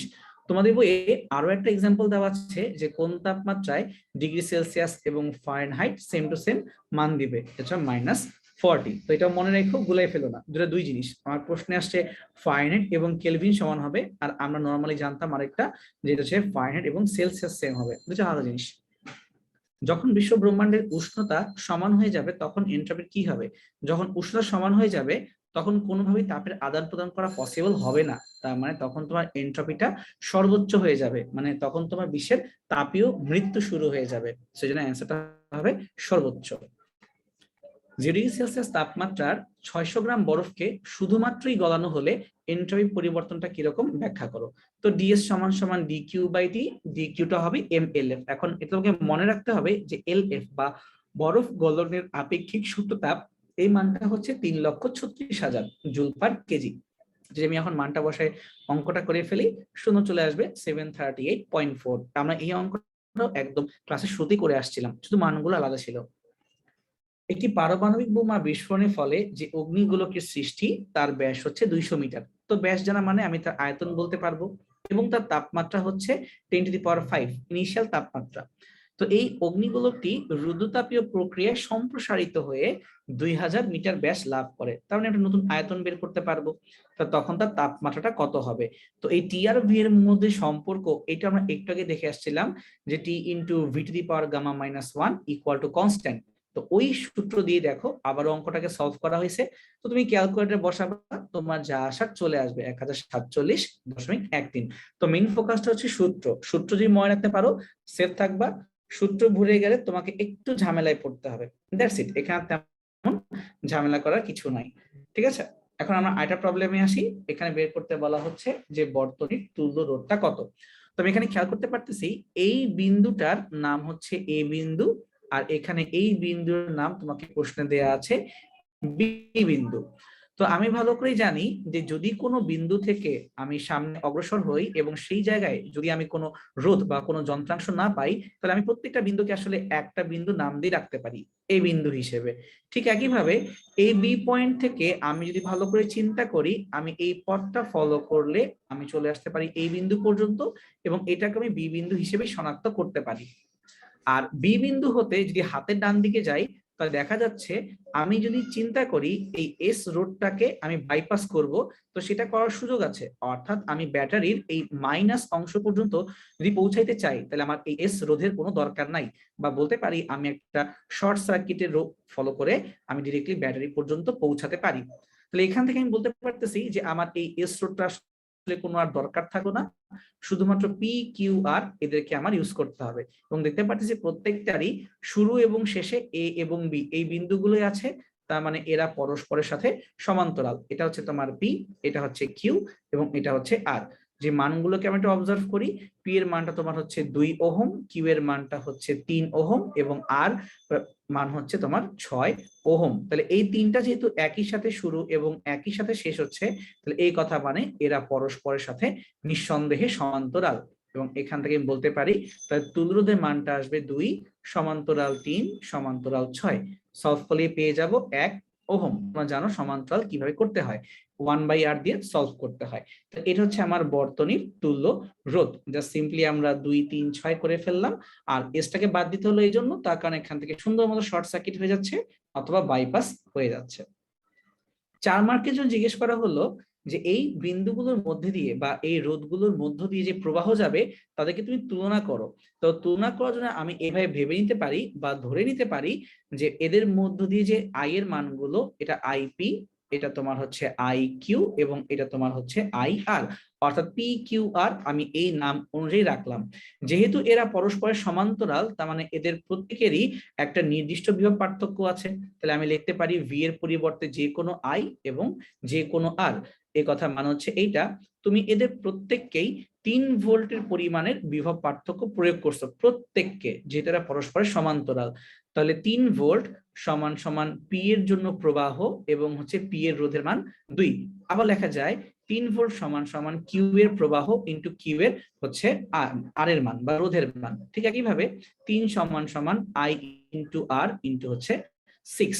তার মানে 3 জনের ক্ষেত্রে আমি একই কথা লিখতে পারি, এবং এখান থেকে বের করা যায় পি এর জন্য প্রবাহের মানটা হচ্ছে 1.5, এখানে কিউ এর জন্য প্রবাহের মানটা হচ্ছে 1, এবং আর এর জন্য প্রবাহের মানটা ফাইনালি পাওয়া যাচ্ছে হাফ। তো আমরা এই যে মানগুলো পেলাম এখান থেকে বুঝতে পারতেছি যে প্রত্যেকটার ভিতর দিয়ে নিঃসন্দেহে একই রকমের প্রবাহ যাচ্ছে না, এবং এটাও বলতে পারি রোধের মানটা যত বেশি হবে প্রবাহের মানটা ততই কম হবে। মানে ফাইনাল কনক্লুশন হচ্ছে যত বেশি রোধ হবে তত কম প্রবাহ হবে। ঠিক আছে, আর কিছুই না, রোধ যত কম তত সমস্যা। আর এখানে এস দিয়ে কেন আমি ইউজ করলাম না, তার কারণটা হচ্ছে বি বিন্দু থেকে আমি যখন এস এর দিকে আসতেছি খেয়াল করলাম সমান্তরালে আরেকটা রাস্তা আছে যে রাস্তায় কোনো রোধ নেই। রোধ নেই মানে এটা হচ্ছে অংশটা শর্ট সার্কিটের মতো বিহেভ করতেছে, তার মানে আমার এই এস ওহমটা কোনো কাজেই আসবে না। তাই আমরা এখান সার্কিট থেকে এসটাকে একদম বাদ দিয়ে চিন্তা করলাম, এবং আমি সমান্তরাল কিভাবে বুঝতে পারছিলাম, পি কিউ আর প্রত্যেকটা রোধেরই একটা প্রান্ত এ এবং আরেকটা প্রান্ত হচ্ছে বি, অর্থাৎ এদের প্রত্যেকেরই 2টা করে কমন প্রান্ত আছে, বা এভাবে চাইলে বলতে পারো একই সাথে শুরু হয় এবং একই সাথে শেষ হয়। সো দ্যাটস ওয়াই এরা পরস্পরের সমান্তরাল। Okay fine. রাজু কলেজের পদার্থবিজ্ঞান ল্যাবে রুবেল নিচের বর্তনী সংযোগ দিয়ে প্রথমে মূল প্রবাহের হিসাব করেন। পরবর্তীতে তিনি 100 ওহম মানের একটি রোধ R4 এর সাথে যুক্ত করলেন। R4টা কোথায়? এই যে R4। তো যুক্ত করলেন একবার সমান্তরালে তো আরেকবার শ্রেণীতে, এবং সেই উভয় ক্ষেত্রেই প্রবাহ হিসাব করলেন এবং দেখলেন যে প্রথমে বেশি প্রবাহ যাচ্ছে। প্রথমে মানে কোনটা? সমান্তরাল। তো তার দাবি হচ্ছে আমি যদি R4 এর সাথে একটা 100 ওহমকে যুক্ত করি সমান্তরালে, তাহলে আমার প্রবাহের মানটা বেশি হবে। গয়ে বলা হচ্ছে 100 ওহম লাগানোর পূর্বেই এই এ বিন্দু আর বি বিন্দুর মধ্যে বিভব পার্থক্যটা কত সেটা তুমি আমাকে নির্ণয় করে দাও। ঠিক আছে, তাহলে আমি আগে এটাকে এটা তুলরোধ বানাই নিই। তাহলে 150 এবং 300 যদি এদেরকে আমি সমান্তরাল করে ফেলি, এদেরকে সমান্তরাল করলে তুল্যরোধ পাওয়া যাচ্ছে 100 ওহম। তাহলে আমার বর্তনীর যদি বলি তুল্যরোধটা কত, তাহলে বর্তনীর তুল্যরোধটা হচ্ছে R1 মানে 100 ওহম। তাহলে কাকে যোগ করব? এই 150 আর 300 কে সমান্তরাল করলে পাওয়া যাবে আরেকটা 100 ওহম।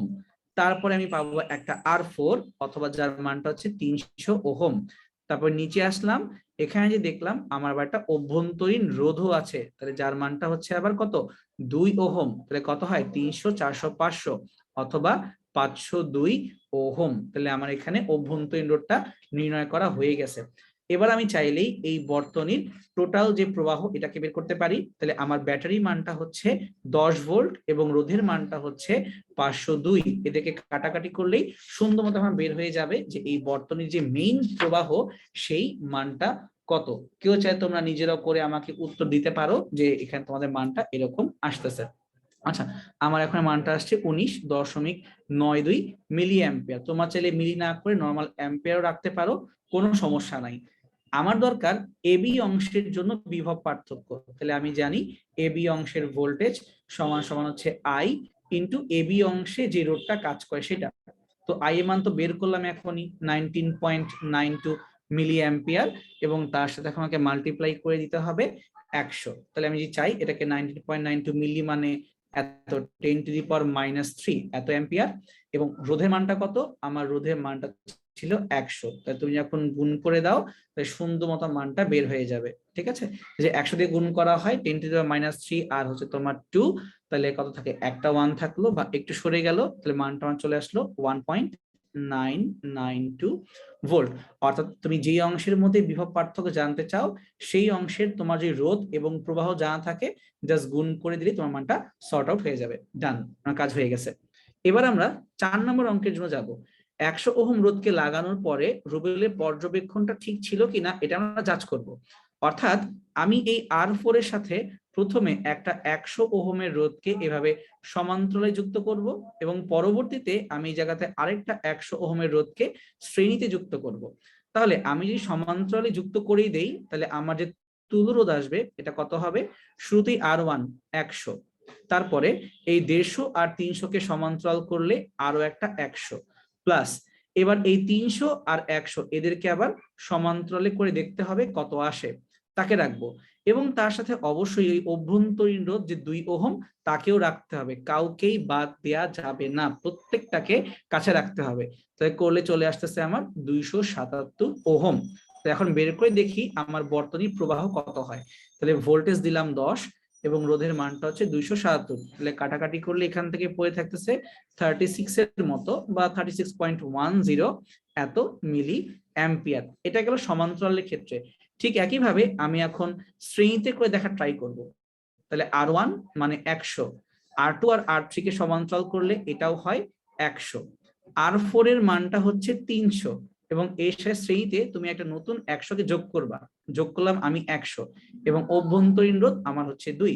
তাই সবগুলোকে যোগ করলে এখন কত চলে আসতেছে? 100, 200, 300, 600, 602 ওহম। তাই বের হয়ে গেল সমান্তরাল থেকে। এখন শ্রেণীতে আসলাম, শ্রেণীতে তুলনাটা কত। ঠিক একইভাবে আমি এই শ্রেণীর জন্য বের করতে পারি তড়িৎ প্রবাহের মান। আমার ব্যাটারি মানটা হচ্ছে 10, একে ভাগ করে দিতে হবে তুল্যরোধ দিয়ে। তাই 10 কে আমি যদি 602 দিয়ে ভাগ করে দেই আমার মানটা চলে আসতেছে 16.61 মিলি অ্যাম্পিয়ার।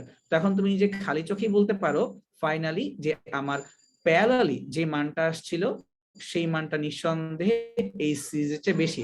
এবং এই কথাটাই কিন্তু তোমাকে রুবেল বলছিল যে প্রথম পর্যবেক্ষণে বা সমান্তরালে থাকলে মানটা বেশি আসে।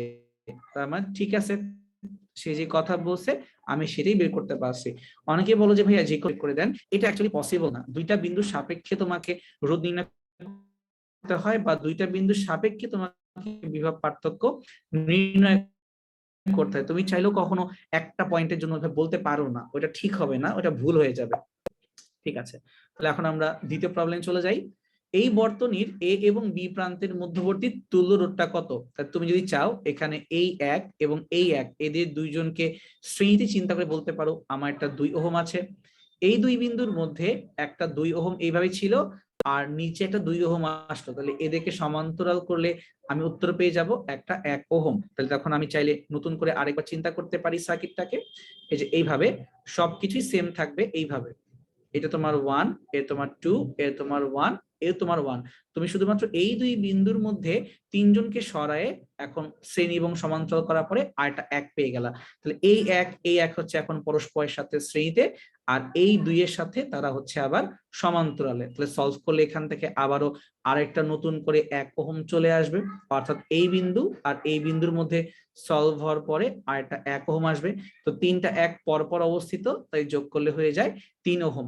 তুমি বাসায় একটু নিজের মতো ঠান্ডা মাথায় চিন্তা করো, তোমরা অবশ্যই পারবা। আমার মতোই করতে হবে এমন কোনো কথা নাই, একটু নিজেরা চেষ্টা করো, হাতে কলমে করো, দেখবা পেরে গেছো, এত ভয়ের কিছু নাই। একটা বর্তনী দেওয়া, এই বর্তনীতে একটা অজানা রোধ আছে, এটাকে নির্ণয় করতে হবে। তাহলে উপরে ব্যাটারির সাথে একটা ভোল্ট মিটার দেওয়া, ব্যাপারটাকে ভোল্ট মিটার চিন্তা না করে জাস্ট সিম্পলি তুমি এটা 3 ভোল্টের ব্যাটারি চিন্তা করো, তাইলেই হবে। এটার সাথে একটা অজানা রোধ আর যুক্ত করা, এবং তার সাথে একটা 1 ওহমের আরেকটা রোধকে যুক্ত করেছে 1 ওহম, এবং এখানে অ্যামিটার দিয়ে বলতেছে 0.54। এই কথার মানে এই বর্তনীতে যে প্রবাহ, সেই প্রবাহের মানটা হচ্ছে 0.54 অ্যাম্পিয়ার। তাহলে বিভব হচ্ছে 3, কারেন্টের মান হচ্ছে 0.54, এবং রোধের মানটা হচ্ছে R+1, V = IR।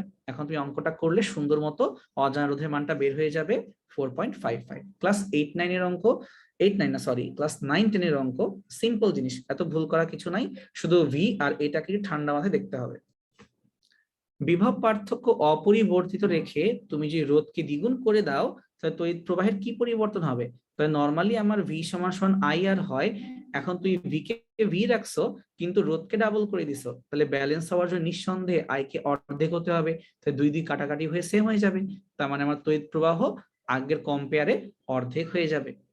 কারশফের সূত্র অনুযায়ী এই অজানা I এর মানটা বের করতে হবে। তো আমরা জানি কারশফের সূত্রের ক্ষেত্রে যতটুকু কারেন্ট ঢুকবে ঠিক ততটুকুই কারেন্ট তোমার বের হয়ে যাবে। তো আমি দেখতে পারতেছি এখানে 2 অ্যাম্পিয়ার ঢুকলো, 3 অ্যাম্পিয়ার ঢুকলো এবং 4 অ্যাম্পিয়ার ঢুকলো। তাহলে 4 আর 3 7, 7 আর 2 9, তাহলে 9 অ্যাম্পিয়ার ঢুকে গেল। আর বের হইলো কোনটা? এই I বের হয়ে গেল, এবং এখান থেকে 1 বের হয়ে গেল। তাহলে শর্ত অনুযায়ী I + 1 = 9, অথবা I = 8 অ্যাম্পিয়ার। 8 অ্যাম্পিয়ার ওই বিন্দু দিয়ে নির্গত হবে বা বের হয়ে যাবে। আরেকটা সার্কিট দেওয়া দিয়ে বলতেছে এর ক্ষেত্রে কোন কথাটি সঠিক তুমি নির্ণয় করো। তাহলে উপরে একটা ব্যাটারি দেওয়া যার হচ্ছে 6 ভোল্ট, এবং এখানে সুন্দর মতো একটা I1 কারেন্ট বের হচ্ছে, বের হওয়ার পরে I এবং I2 হিসেবে ভাগ হয়ে গেল। তো আমরা তো একটাকে শিখে আসছিলাম যে তোমার রোধের মানটা যত বেশি হবে প্রবাহ তত কমে যাবে।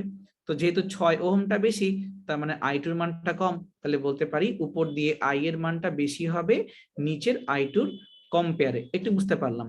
এবং আরেকটা ভেবে দেখো, এই I1টা এসে তো 2 ভাগ হয়ে গেছে, তার মানে I1টা হচ্ছে সবচেয়ে বড়, আর এই কথাটা গয়ে দেওয়া। সো মেইন কথা, যেই রাস্তায় জ্যাম বেশি সেখান দিয়ে নিঃসন্দেহে বেশি গাড়ি চলাচল করবে না। এবার চিন্তা করলেই তুমি উত্তরটা পেয়ে যাবে। এই চিত্রে প্রতিটি রোধের মান যদি 3 ওহম করে হয়, তাহলে বর্তনীর মোট রোধ কত? তুমি ভালো করে খেয়াল করো, এখানে আসলে বর্তনীটাকে জাস্ট প্যাঁচায় দেওয়া, কিন্তু কোনো ব্রাঞ্চ বা কিছুই নাই। এই যে একটা লাইন, এই যে লাইন, একটাই লাইন, একটাই লাইন, অর্থাৎ এখানে আসলে একটা মাত্র লাইনকে এভাবে 3 বার প্যাঁচায় এই কাজটা করা হয়েছে। তো যখন তোমার এখানে কোনো ব্রাঞ্চ থাকবে না, তখন তো আর সমান্তরাল হওয়ার কিছু থাকে না, তার মানে পরস্পরের সাথে আছে শ্রেণীতে। তো 3টা এভাবে পরস্পরের সাথে শ্রেণীতে, তাই 3 3 হচ্ছে 9, তাই অ্যান্সারটা হবে এখানে আমাদের 9 ওহম। একটি বৈদ্যুতিক ইস্ত্রিতে 220 ভোল্ট এবং 1000 ওয়াট লেখা আছে, তাই ওর গায়ে এই কথাটা লেখা আছে। আমি এখান থেকে বের করে ফেলতে পারবো যে ওই ইস্ত্রির রোধের মানটা কত। কিভাবে? P এ সরি একটু ভুলেছে, পি সমান সমান ভি স্কোয়ার ডিভাইড বাই আর, তাই ভি স্কোয়ার কে পি দিয়ে ভাগ করতে হবে। তাই 220 স্কোয়ার, একে ভাগ দিব আমি 1000 দিয়ে, আমার রোধের মানটা বের হবে। রোধের মানটা হচ্ছে 48.4 ওহম। এই ইসিটাকে তুমি এখন 220 ভোল্টের একটা লাইনের সাথে কানেক্ট করছো। তো তাই যদি হয় 2 ঘন্টা তুমি যদি ইউজ করো, তাহলে আমাকে বলতে হবে কতটুকু বিদ্যুৎ খরচ হলো। তাহলে পি সমান সমান আমি জানি ভি স্কোয়ার বাই আর, তাহলে পি সমান সমান ভি স্কোয়ার বাই আর, এটা করে বের করে ফেলবো আমি কত ওয়াট আমি ইউজ করি, 826.45 ওয়াট, এত আমি ওয়াট ইউজ করতেছি। অথবা বলতে পারি মোটামুটি আমি 0.826 এত কিলোওয়াট ইউজ করতেছি। তা ডাব্লিউ সমান সমান কি হবে, ডাব্লিউ সমান সমান হচ্ছে পি প্রাইম ইন্টু টি। তুমি 2 ঘন্টা ধরে ইউজ করছো, তাই 2 ইন্টু পি প্রাইম গুণ দিব, গুণ দিয়ে মানটা চলে আসবে। শুধু খেয়াল রাখতে হবে এই ব্যাপারগুলোকে কিলোওয়াট ঘন্টায় কনভার্ট করতে হবে। তো এই জন্য এখানে 1000 দিয়ে ভাগ করা বা এখানে 1000 দিয়ে আমাকে এটা ভাগ করতে হবে, সিম্পল জিনিস। এবার আমরা ফাইনালে চলে আসি সেমিকন্ডাক্টর এবং ইলেকট্রনিক্স এই চ্যাপ্টারে। এখানে দেখো বলা হচ্ছে, এখানে সেমিকন্ডাক্টরের ক্রিয়াকৌশল দেখালাম। তো এটা ভোল্টেজ বিবর্ধক হিসেবে ব্যবহার করতে চাচ্ছ, তার মানে অ্যাম্পলিফায়ার করার তোমার একটা ইচ্ছা আছে। তো করার জন্য এই বর্তনীর পি বিন্দুতে একটা 10 ভোল্টের দিক পরিবর্তী প্রবাহের উৎস যুক্ত করা হবে। তার মানে আমি এখানে ইনপুট দিব 10 ভোল্ট, দিলে কি হবে, দিলে দেখা যাবে ভূমি প্রবাহের 1 অ্যাম্পিয়ার পরিবর্তন পাওয়া যাবে, অর্থাৎ আইবি বেস ফ্লোয়ের একটা পরিবর্তন পাওয়া যাবে। এখন এই ট্রানজিস্টরের যে প্রবাহ লাভ এটা হচ্ছে 20, তো প্রবাহ লাভকে আমরা লিখি বিটা দিয়ে, এবং ইনপুট বর্তনীতে আরএল সমান সমান তোমার হচ্ছে 10 ওহম। ঠিক আছে, এই যে আরএলটা কোথায়, এই যে আরএলটা হচ্ছে মানে এই জায়গাতে থাকুক। এখন প্রশ্নটা হচ্ছে এই যে পি বিন্দু মানে এই যে হাতের বামে, আমি যদি এখানে কোনো ইনপুট না দিই বা কোনো সিগন্যাল না দিই, তাহলে আইই এর মান কত। ড্রয়িং থেকে আমরা দেখতে পারতেছি একটা আইই ফ্লো বের হয়ে যাচ্ছে, আইবি ঢুকে যাচ্ছে এবং আইসি ঢুকে যাচ্ছে। যে কোন ট্রানজিস্টরের ক্ষেত্রে এই কথাটা আজীবনই সত্য, আইই সমান সমান আইবি প্লাস আইসি। তো ড্রয়িং থেকে দেখতে পারতেছি আইবি হচ্ছে 5 মিলি অ্যাম্পিয়ার এবং আইসি হচ্ছে 25 মিলি অ্যাম্পিয়ার। তাহলে এরা ঢোকে নিঃসন্দেহে এখন আমাকে 30 মিলি অ্যাম্পিয়ার একটা প্রভাব দিবে। কিভাবে, এই যে 5 এই যে 25 যুক্ত হয়ে গেল 30 মিলি অ্যাম্পিয়ার।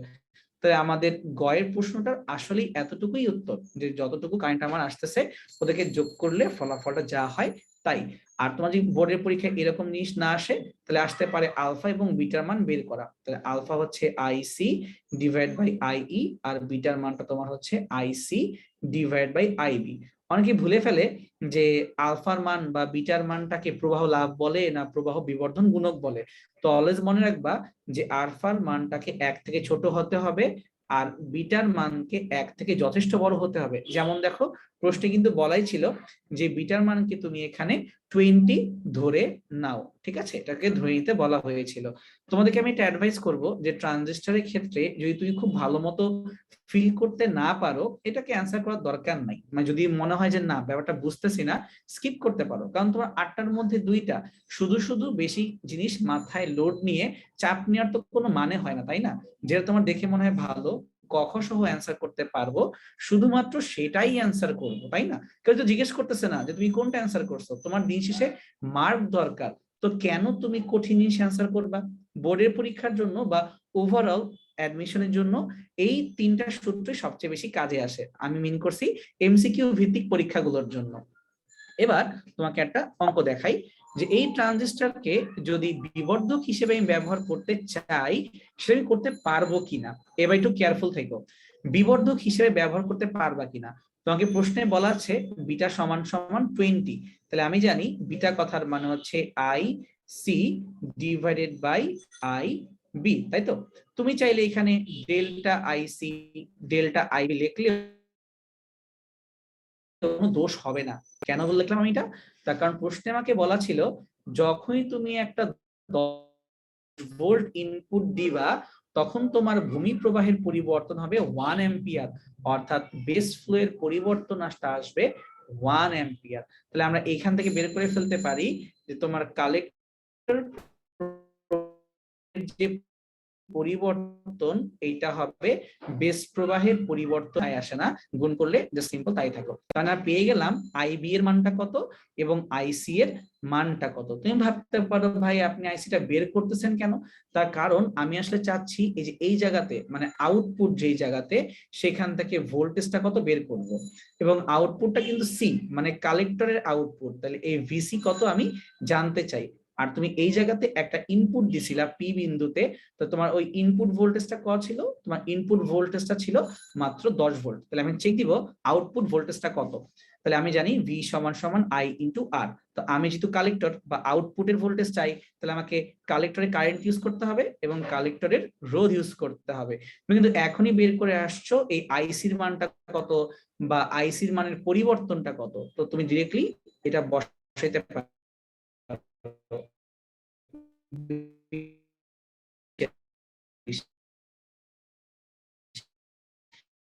এবং আরসির মানটা কত দেখো তো, এই আউট গুণ করলে আমি পার্থক্য হয়ে গেল 200 ভোল্ট। তার মানে আমি যে আউটপুটটা পাচ্ছি সেই আউটপুটটা ইনপুট থেকে যথেষ্ট বড়। তার মানে হ্যাঁ, ও আমাকে আসলেই বিবর্ধক হিসেবে কাজ করতে পারবে, মানে ও সুন্দর মতো অ্যাম্পলিফায়ার হিসেবে ঠিকঠাক আছে। তার কারণ আমি দিছিলাম মাত্র 10 ভোল্ট, ও আমাকে ফেরত দিল 200 ভোল্ট বা আমাকে 20 গুণ করে ফেরত দিল। সো ঠিক আছে, এটা ট্রানজিস্টর আমি ইউজ করতে পারি। বিশুদ্ধ জার্মেনিয়ামের সাথে কোন টাইপ অপদ্রব্য মিশালে এন টাইপ জার্মেনিয়াম পাওয়া যাবে? তো আমরা জানি এন টাইপ তুমি যদি পেতে চাও তোমাকে গ্রুপ 15 এর মৌলকে ইউজ করতে হবে, মানে যার লাস্টে 5টা করে তোমার ইলেকট্রন থাকে, ফসফরাস, আর্সেনিক, এগুলো। এটা জ্ঞানমূলক প্রশ্ন, তাই ফসফরাস। আইবি এর মান 0.05, আইসি এর মান 2 মিলি অ্যাম্পিয়ার, তাহলে হচ্ছে বিটা মানটা কত? ডাইরেক্ট সূত্র, বিটা হচ্ছে আইসি ডিভাইডেড বাই আইবি, ভাগ করব চলে আসবে। এবং এই প্রশ্নগুলি বোর্ডে পরীক্ষায় বেশি আসে, যা সিম্পল ভাগ বা সিম্পল যোগ বিয়োগ, এইটাই, কোনো কঠিন প্রশ্ন করেই না। নিচের এখানে প্রশ্নটা জিজ্ঞেস করা হচ্ছে উপরের এই গেটটি কাকে নির্দেশ করে? তুমি যদি এই এটাকে অন করে দাও তাহলেও বাল্ব জ্বলবে, অথবা তুমি যদি বি সুইচটাকে অন করে দাও বা অ্যাক্টিভ করে দাও তাহলেও তোমার বাল্ব জ্বলবে, মানে যে কোনো একটা জ্বললেই হইলো। তার মানে এইটা অথবা ওইটা, তাহলে এটা হচ্ছে অর গেট, মানে যে কোনো একটা তুমি গেট ওপেন করে দিলেই ডান, আর কোনো প্রবলেম নাই। তাহলে ডায়োডের ক্ষেত্রে আইভি লেখচিত্র কোনটি হবে? তাহলে এটা আমি জানি, এটা এরকম হয়, আমরা পড়ে আসছি, অনেকবার পড়ছি, যে ফরওয়ার্ড বায়াস দিলে প্রথমে কোনো ফলাফল নাই, হঠাৎ করে কারেন্ট বেড়ে যায়। আর রিভার্স বায়াসে কোনো কারেন্ট নাই, কারেন্ট নাই, কারেন্ট নাই, বিনাশী ভোল্টেজ বা জেনারেল ভোল্টেজ যখন আসে তখন ব্রেকডাউন করে বা ব্রেকডাউন ভোল্টেজও বলা যায়। এটা পড়ে আসছিলাম, ডায়োডের ক্ষেত্রে আইভি গ্রাফটা দেখতে এরকম হয়। জ্ঞানমূলক প্রশ্ন। তাপমাত্রা বৃদ্ধি পেলে অর্ধপরিবাহীর রোধের কি অবস্থা হয়? তো তাপমাত্রা বৃদ্ধি পেলে অর্ধপরিবাহীর রোধ নরমালি হ্রাস পায়, তবে যদি এক্সেসিভ পরিমাণে তাপমাত্রা বাড়ায় দেওয়া হয় একটা পর্যায়ে পরে রোধটা আর হ্রাস পায় না, তখন বৃদ্ধি পাওয়া শুরু করে। সো এই জন্য এখানে অ্যান্সারটা হবে প্রথমে হ্রাস পায় কিন্তু পরে বৃদ্ধি পায়, মানে নরমালি তাপমাত্রা কমলে কমবে বা সরি তাপমাত্রা বাড়লে রোধের মানটা কমবে, বাট তুমি যদি এক্সেসিভ হারে তাপমাত্রা বৃদ্ধি করো তখন তো আর তোমার নরমাল কোনো কাহিনী থাকবে না, তখন আবার রোধটা বৃদ্ধি পাওয়া শুরু করবে। সো এই জন্য এখানে আমরা মোস্ট কারেক্ট অ্যান্সারটাকেই চুজ করলাম। তোমাদের জন্য আমার টেনশনটা আসলে গ এবং ঘ নিয়ে না, তোমরা গ এবং ঘ আসলে পারবা, সত্যি অর্থে তেমন কোনো সমস্যা হবে না। প্রবলেমটা মেনলি ক আর খ নিয়ে, মানে সংজ্ঞা বলতে কি বুঝো, অথবা হচ্ছে ব্যাখ্যা করো, ছবি এঁকে দেখাও, কেন হয় তুমি চিন্তা করো, এই হাবিজাবি কোশ্চেন গুলো তোমার জন্য ডেঞ্জারাস। তো ওই ক্ষেত্রে আমার মনে হয় তারপরও তোমরা একটা রিস্ক নিতে পারো। রিস্ক কিভাবে নিবা? সেটা হচ্ছে শুরুতেই পুরা বইটা পড়ার দরকার নাই। শুরুতে তুমি প্রত্যেকটা চ্যাপ্টারের শেষে একটা 1.5 পেজের কিন্তু শর্টকাটে কিছু সামারি করা আছে, যে কোনো বইয়ে, ইসাক স্যারের বই বা শাহজাহান তপন স্যারের বই, তাই না? আমরা জানি একটা সংক্ষিপ্ত সামারি আছে, তো ওই সামারিটা তুমি পড়বা, যেই চ্যাপ্টার গুলো ভালো লাগে বা সবগুলো চ্যাপ্টার একবার তুমি দেখবা। ওইটা দেখলেই তোমার মনে হবে আচ্ছা আমি তো এই সংজ্ঞাটা পারি না বা আমি তো এই সংজ্ঞাটা বুঝি না, তো তুমি তখনই বুঝে যাবা যে এটা আমাকে দেখতে হবে। ঠিক আছে, পুরা চ্যাপ্টার পড়তে গেলে তুমি আর কিছু মানে মাথায় রাখতে পারবা না, তাও দোল পাকাই ফেলবা, দরকার নাই।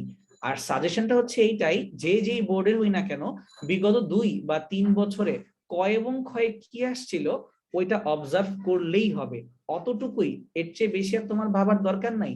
তো তোমরা মোটামুটি যে খাতায় সুন্দর করে ফ্রেশ করে লিখতে পারো, একদম ভুল টুল না করো ম্যাথ, মোটামুটি 20-এর মধ্যে অ্যাটলিস্ট 18 পেয়ে যাবা। আর যদি সবকিছু ঠিকঠাক যায় 18-তে 19, সরি 20-এ 19 বা 20-এ 20ও পাইতে পারো, তাই না? কিন্তু লেখাটা সুন্দর করে লিখবা, কাটা ছেঁড়া করবা না, ইচ্ছা মতো উড়াধুরা কালি ইউজ করবা না।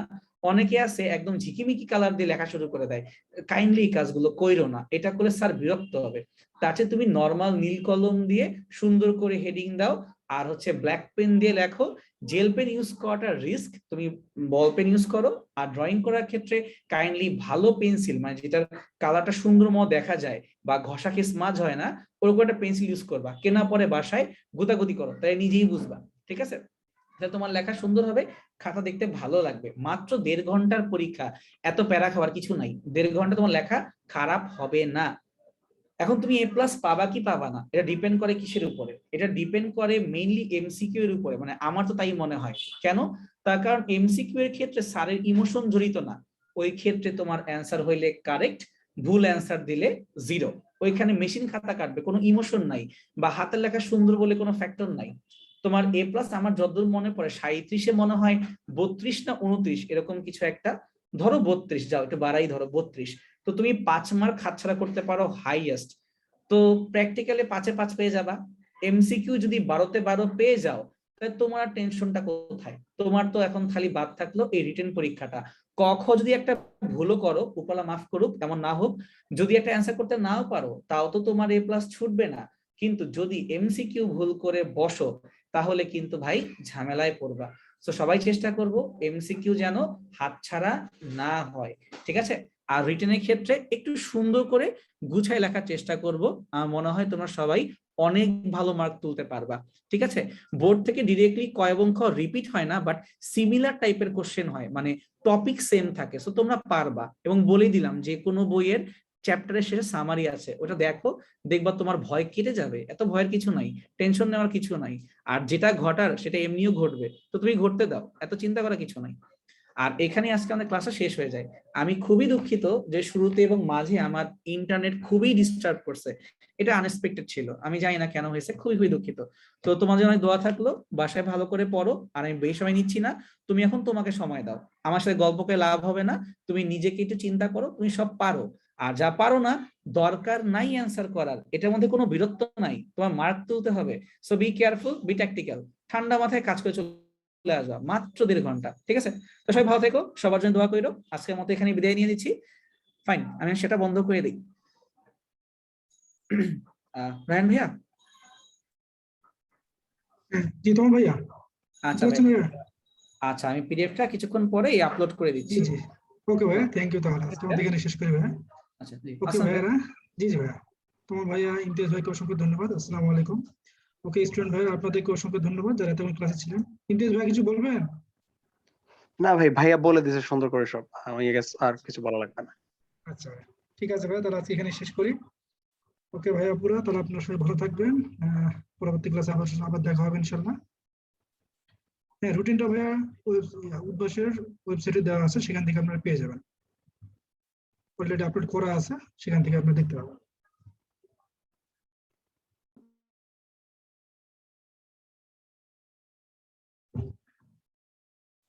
ভাইয়া তাহলে আজকে এখানে শেষ করি। হ্যাঁ, অফলাইন ক্লাস হবে ভাইয়া আপনাদের যারা এসএসসি পরীক্ষার্থী আছে, তাদের পরীক্ষা শেষ করে অর্থাৎ 26 তারিখের পর থেকে আমরা আপনাদের অবশ্যই জানিয়ে দেবো। অফলাইন ক্লাস শুরু হলে অবশ্যই আপনাদের জানানো হবে। যেহেতু আমাদের কোচিং এখনো বন্ধ আছে এসএসসি পরীক্ষার কারণে, আমরা আসলে ক্লাসগুলো কন্টিনিউ করতে পারছি না। সো আমাদের একটু কষ্ট হলেও অনলাইনে ক্লাসগুলো করতে হবে। তাহলে আজকে এখানে শেষ করি ভাইরা, সবাই ভালো থাকবেন, সুস্থ থাকবেন। আল্লাহ হাফিজ, আসসালামু আলাইকুম।